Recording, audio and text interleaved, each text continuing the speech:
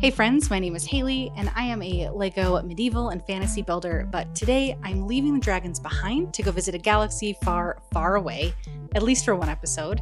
I recently watched the first two episodes of LEGO Masters Season 5 US version, and I have some thoughts. From puppy planets to floating Jedi rocks, all the way to wedding cakes, I'm going to be breaking down my favorite builds and why, so let's get our brick on. So the first week's theme was Rebuild the Galaxy, aka Star Wars. So in honor, I had to make sure that I decorated my little corner with some Star Wars theme and of course, representing my Starry Night Darth Vader shirt.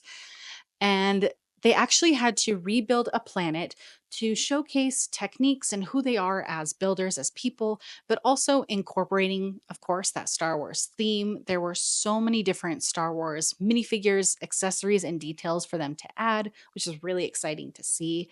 And of the 11 teams, one of them is actually from Utah, which is where I live. So really cool to see some home team representation there.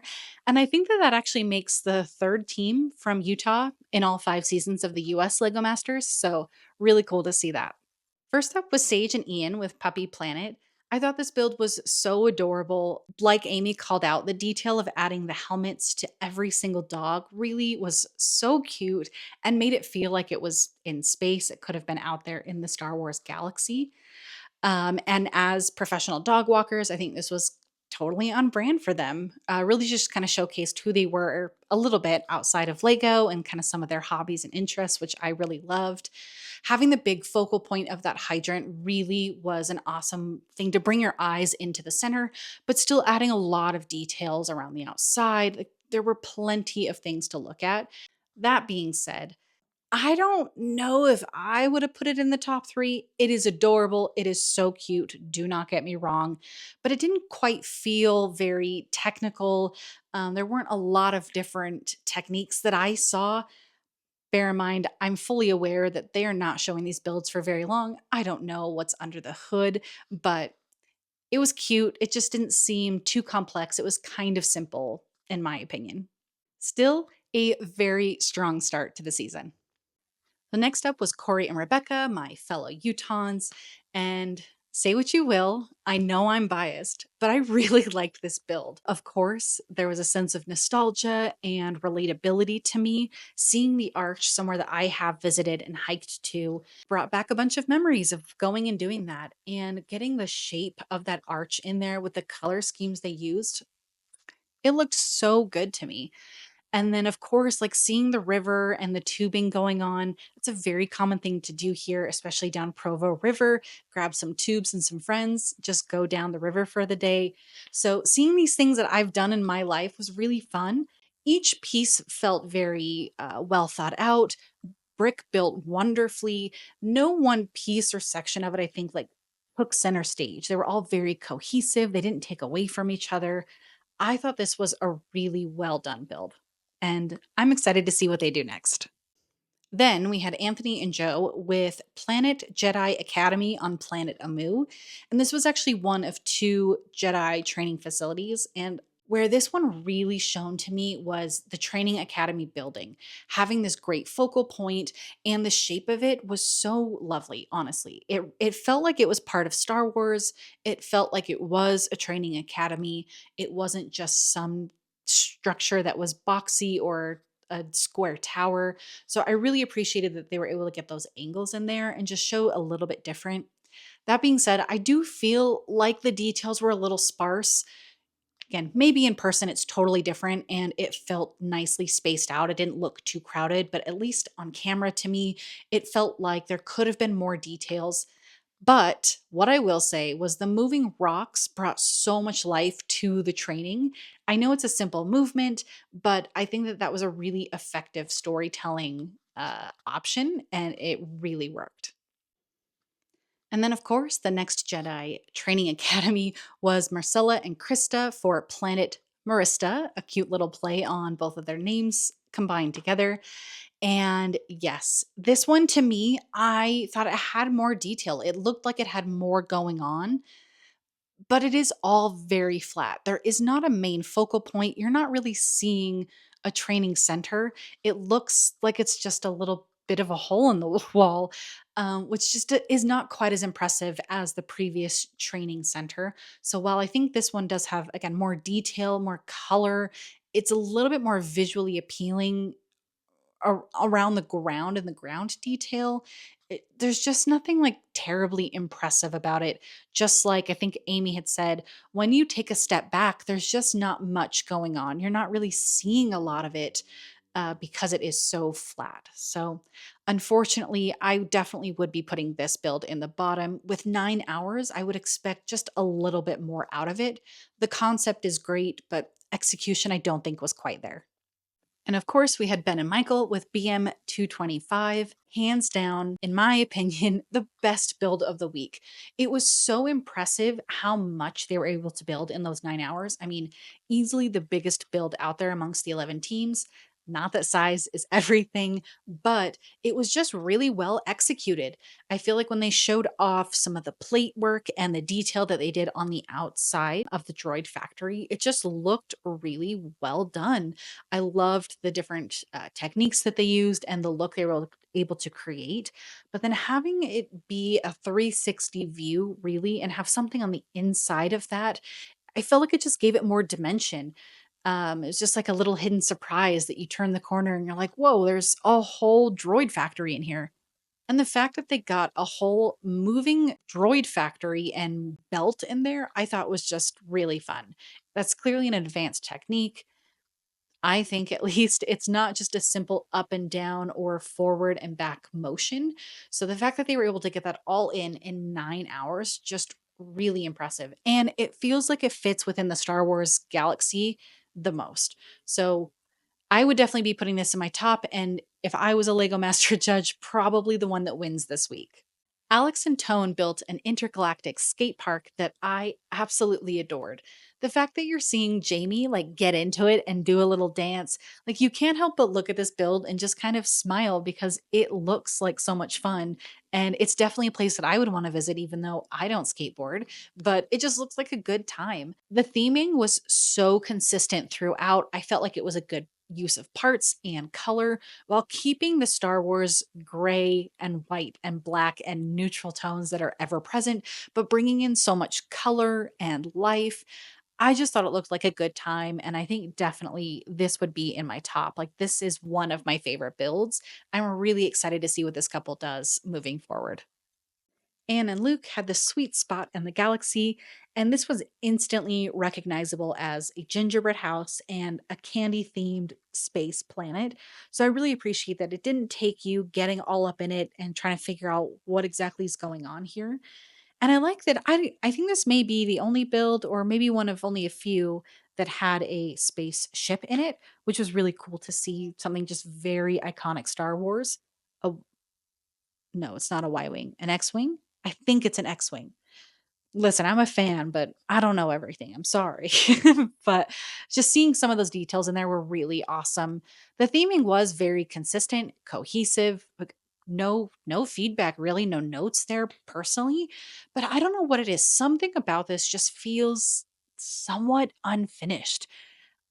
I wish I could give you more detail. I wish I could put my finger on it, but something about it just feels like it's missing something to me. But, still a very cute build, certainly in my top 50% for the week. Next up was Nikki and Britain with Verdura Nova. And according to them, due to the crystalline water, it created an environment for a lot of lush vegetation to just grow completely unfettered. So there's just a lot of lush vegetation and space foliage, which is all very pink themed, which I love. It's great. It does very much feel space. It doesn't feel like it's just an earthly garden, which is great.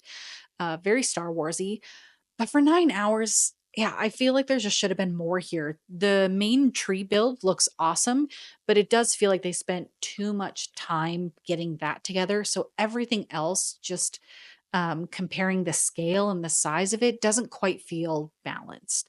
It feels like there should be more going on, more details, bringing everything kind of up to the same scale of that tree.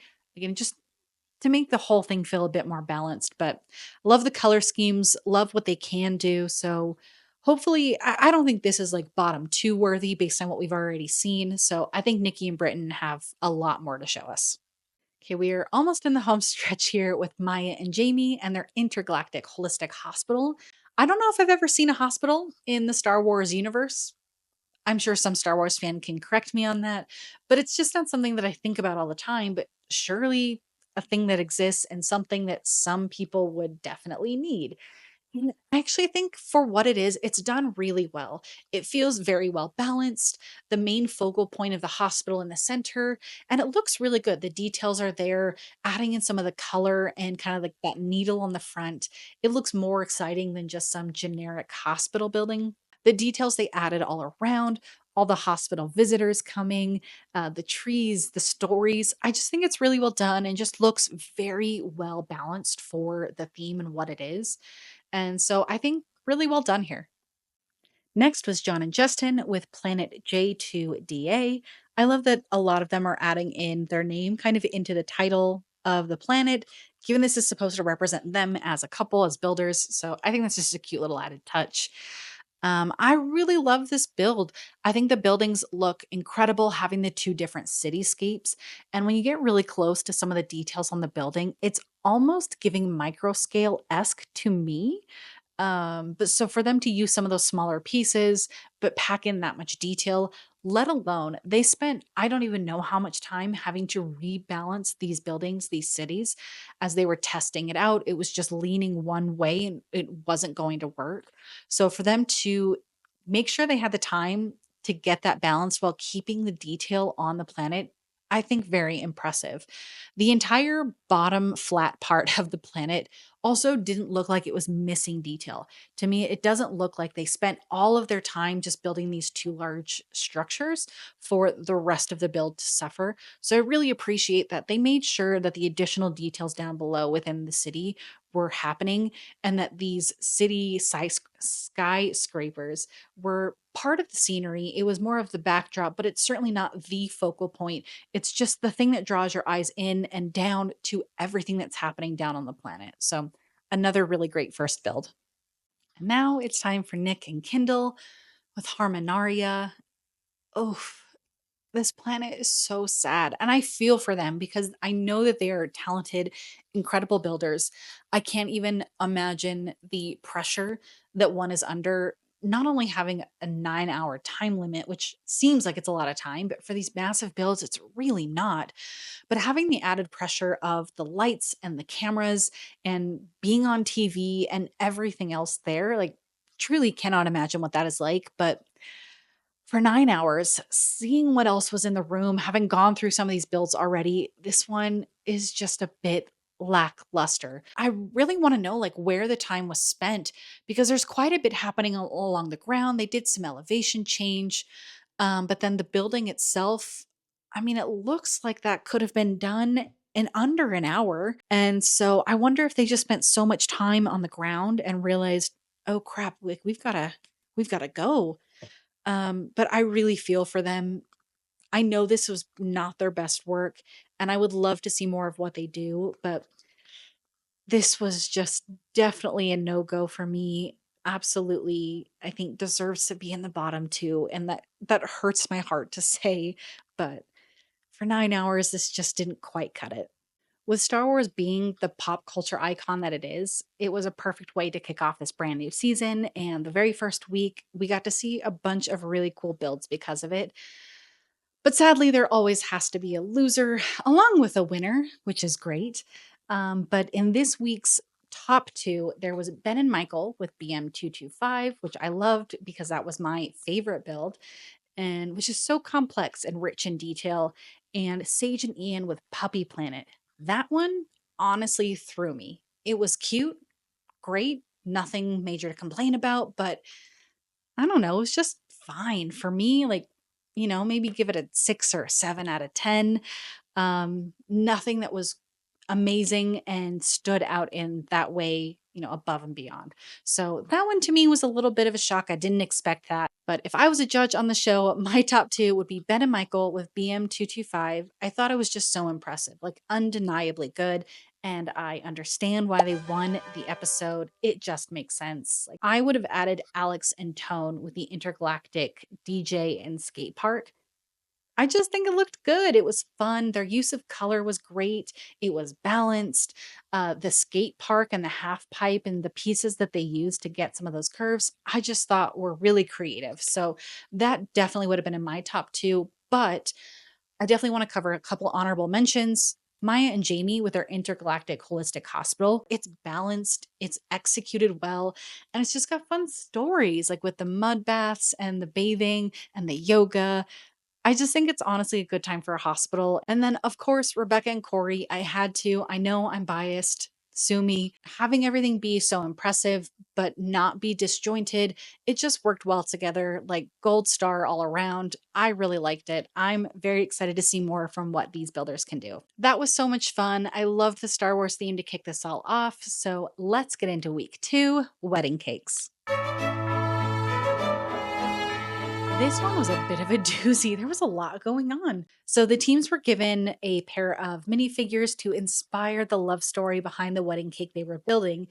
And there weren't just 10 teams this week. There were only 5. They paired up each team of 2 to make a what they called a super team of 4. So they had a lot of hands to help out, which also meant they only gave them 4 hours for this whole build. Not a lot of time at all. So let's get into it. First up was Marcella and Krista, and Alex and Tone with the corn cob guy and carrot mascot. This one was by far the weakest build, unfortunately. You could tell even through the planning that they just were not sure where to go. They weren't certain of their love story and how that was going to play out together and kind of what they wanted to do. But that being said, I do think there were some really cute storytelling moments within the cake when you really get in there and see how the love story progressed from the bottom as they worked their way up the layers. But it just did not come together for me. There were so many gaps, things were not lining up, and it just looked very plain. It was just some platforms stacked on top of each other, and at least from backing up a little bit, there just was not a lot going on at all. Unfortunately, this was the weakest build of the entire group. Next up was Anthony and Joe with Rebecca and Corey, and they had the zoologist and the scientist. And I thought their story was perfectly punny and very creative and cute. And it felt very natural for these two and how they fell in love and came to be. But then looking at their cake, to me, it just felt a bit disjointed. It was just a lot going on.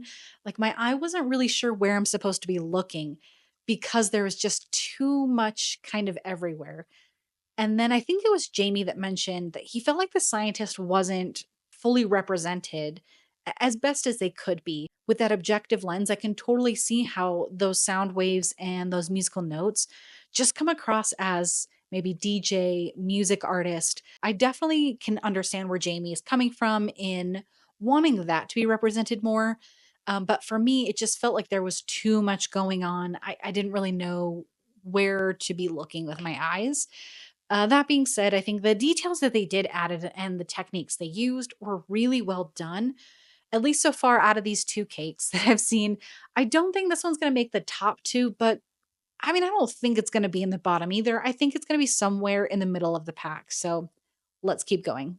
Then we had John and Justin with Nikki and Britton with the Ferry Captain and Ice Queen. I think this cake looked so good. You know, sometimes simple and classic is exactly what's needed. Like they didn't have to go crazy above and beyond. They didn't play or worry about making this the tallest structure. They just wanted it to look beautiful and delicious, and that's what it did. This was the one that to me actually looked the most like a real cake without necessarily just being a plain white cake. I know they were worried about using the white and all the blues and it looking too traditional, but honestly, with the minifigs they had, it just made sense. I think that they used the detail in the right way where they could let the cake really breathe and kind of speak for itself. But the way they added those details, they were so delicate. They looked like they could be real piping on a cake. And that's hard to do with Lego. So I think this one was the most well thought out, most planned, prepared, and beautifully executed cake of all of them in the group, even though I know it's the one that probably looks the most simple or traditional cake, but you know, In this context, I think it just worked really well. Then Anne and Luke and Maya and Jamie with the T-Rex fan and the cardboard robot. This cake just kind of made me sad. It was a cute idea, and I think that the planning and the thoughtfulness at the very base of the cake was done really well. But the fact that this was one of two cakes that were really racing towards that height incentive to be immune and make sure that they're making it on to the next round really made sure that they sacrificed the look and feel of that height just to be able to meet that requirement. And I don't know, I just don't think that was the purpose of the incentive. So I'm sad that they built this really tall, impressive structure, but this middle tower that they built was just a big gray Technic tower, and it looked really bad. It didn't match the cake whatsoever. They just heard make the tallest thing and they went for it. It wasn't my favorite one out there. Again, I'm just disappointed. I'm not mad. I'm just disappointed. I know they could have done better. So I think I would have maybe put it in the bottom for that reason, just because of the cohesion, but it was a fine cake. And lastly, here we have Ben and Michael with Sage and Ian, both of the teams that made the top two last week, and they had the Royal Guard and the Aristocrat. Aristocrat. uh, Disney much?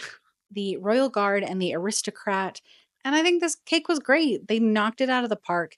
This was the other team that was competing to try and get the tallest cake. And it makes me sad that while they were showing this off, they measured, and this cake, unfortunately, did not make the cut. It was just below the other one because this was way more cohesive to me. Every single layer within the tower just felt part of the cake. It did not feel like just some massive gray Technic out of place thing. And of course, I loved the castle base. It looked so awesome. The details, the spires, the color usage. I just thought that this was all really well executed. They did not do a top two this week. They just went ahead and picked a winner out of the 5 teams. But if I had to pick a top two, it would probably be the Ice Queen and the Ferry Captain, as well as the Aristocrat and Royal Guard. To me, those were just definitely the top two. The cohesion, the way they looked more like cakes, the way it was just all brought together, the planning, the forethought, the details, it just all worked. They looked so good. So definitely no surprise that they did pick the Ice Queen and Fairy Captain to be the winner. 10 out of 10, no notes. I loved that the scroll work and the details just really did look like cake piping from afar. So well done. What a wild start to this season already. From galactic Star Wars planets to whimsical wedding cakes, I cannot wait to see what else the season has in store. But what would you build? What kind of Star Wars planet would you like to see? Or what kind of crazy cake creation would you build? Let me know in the comments below. And if you want to see my Lego city built on this planet Earth, please consider subscribing. Thank you so much for watching, and I will see you next week.